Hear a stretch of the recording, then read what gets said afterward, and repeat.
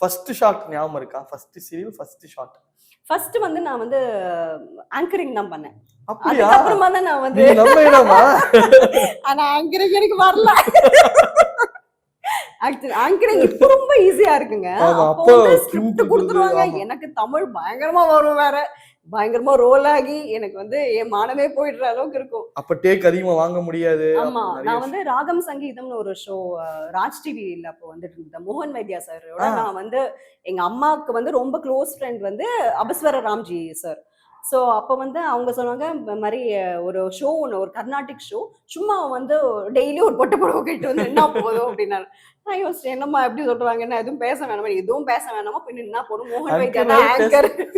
மோகன் வைத்தியா சார் தான் பேசிட்டு இருந்தாரு. நம்ம வந்து சும்மா போய் நின்றுட்டு அவங்களோட பேரை கியூ கொடுக்குறோம். அதோட தான் என்னோட விஷயம் இருந்தது. அது ஒரு 20 எபிசோட்ஸ் போச்சு. சாப்பாடான்றது திரும்ப வந்து ராஜ் டிவிலேயே வந்து நீங்க ஒரு ஆங்கரிங் பண்ணணும்னாங்க. எனக்கு திணறேன். அதெல்லாம் வந்து முன்னாடிலாம் பை ஹார்ட்லாம் பண்ணி தான் நம்ம டெலிவர் பண்ணோம். இப்போ மாதிரி ரொம்ப கலோக்கியெல்லாம் அப்ப கிடையாது. அப்ப டாக் பேக் இருக்கும், டாக் பேக் ஃபாலோ பண்ணனும். டாக் பேக் கூட அப்ப கிடையாது.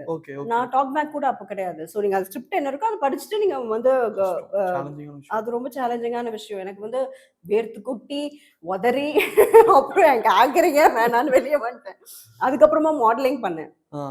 மாடலிங் வந்து ஸ்ரீகுமரன் சில்க்ஸ்க்கு வந்து அப்போ நான் பண்ணேன், ஆட்ஸ் பண்ணேன். அப்போ வந்து பண்ணிட்டு இருக்கும் போது தான் வந்து எனக்கு இந்த சீரியல் வாய்ப்பு வந்தது. தூர்தர்ஷன்ல ஒரு சீரியல் பண்ணேன். அதுக்கப்புறமா வந்து அண்ணாமலை தான் என்னோட ஃபர்ஸ்ட் சீரியல் சன் டிவில. அதுக்கப்புறம் ஃபாலோவே எல்லாமே பண்ண ஆரம்பிச்சிட்டேன். அது சீரியல்ல வந்தனே அதுவும் ஃபர்ஸ்ட் இதே ஆன்டகனிஸ்டா மேடமோட பண்ணதெல்லாம் வந்து ஒரு பெரிய பாக்கியம் தான் நான் சொல்லுவேன்.